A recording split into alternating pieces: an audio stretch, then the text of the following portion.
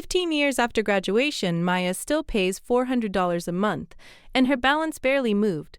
But here's what nobody tells you. That manageable payment can be the trap. Because the system isn't built around what you owe, it's built around what you'll tolerate monthly. If you've ever avoided checking your total balance because the payment felt fine, that's me. So why do smart people stay in student debt for 20 years? In a minute, you'll see two forces behind it: loss aversion and the sunk cost fallacy. And why modern loan servicing makes those biases easier to live inside, quietly, for decades. Let's break down the psychology that keeps the debt alive. Maya borrowed $38,000 at 22, expecting a normal 10-year payoff. At 37, she's paid for years, never missed a month, and still feels stuck. Her payment is only $400, which feels like a phone bill you just accept. Jordan, her friend, pays $215 on an income-driven plan and calls it responsible. Priya throws extra money at her loans sometimes, then stops when life gets busy. All three share the same habit. They look at the monthly payment, not the total cost, because the monthly number feels real and the total balance feels abstract. And the longer that mismatch lasts, the harder it becomes to face what's actually happening. So why does the brain choose the comforting number over the true number? Start with a simple truth. Humans don't experience debt as math. We experience it as emotion. A 2025 data analysis estimated the average student borrower takes about 20 years to repay student loans. That's not because everyone borrowed huge amounts, it's because repayment behavior stretches time.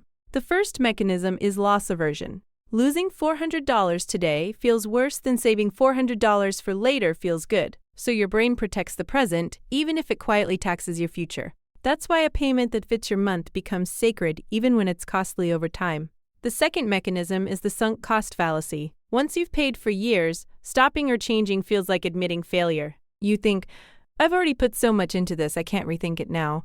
So you keep the same plan, the same payment, the same autopilot, layer in status quo bias, and doing nothing starts to feel like the safest move.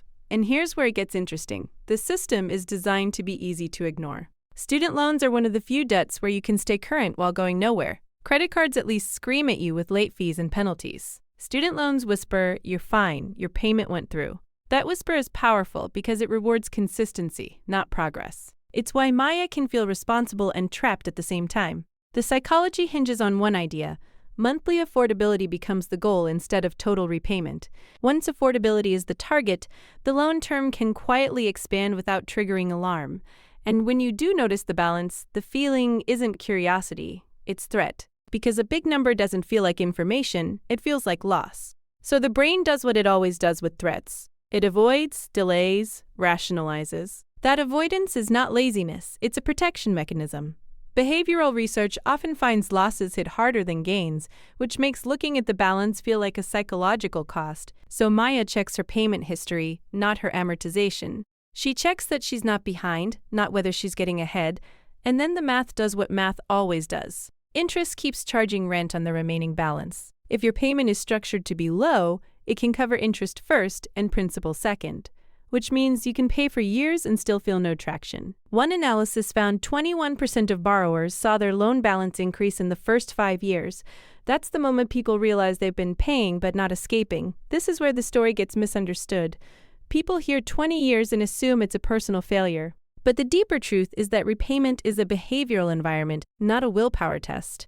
The environment rewards you for keeping the payment painless, and it punishes you emotionally for confronting the total. That's why minimum payment thinking becomes sticky. Because once a payment feels normal, anything higher feels like a loss of lifestyle. So even when income rises, the brain protects the baseline first. And that's how $400 a month becomes a lifelong subscription.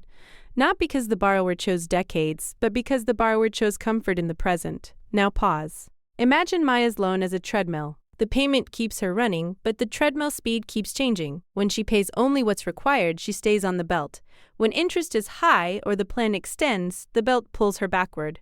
So she runs harder sometimes, extra payments, then gets tired and returns to minimums. And every return to minimums feels like relief. That relief is the real product being sold.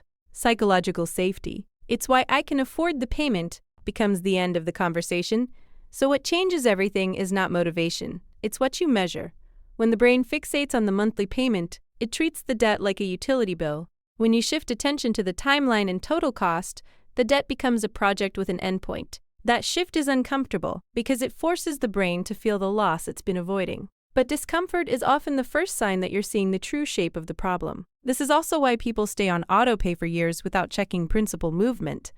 Autopay feels like being responsible even if it's only maintaining the status quo. And it explains why loan dashboards emphasize next payment due more than time remaining, because next payment due keeps you compliant, while time remaining might make you question the plan.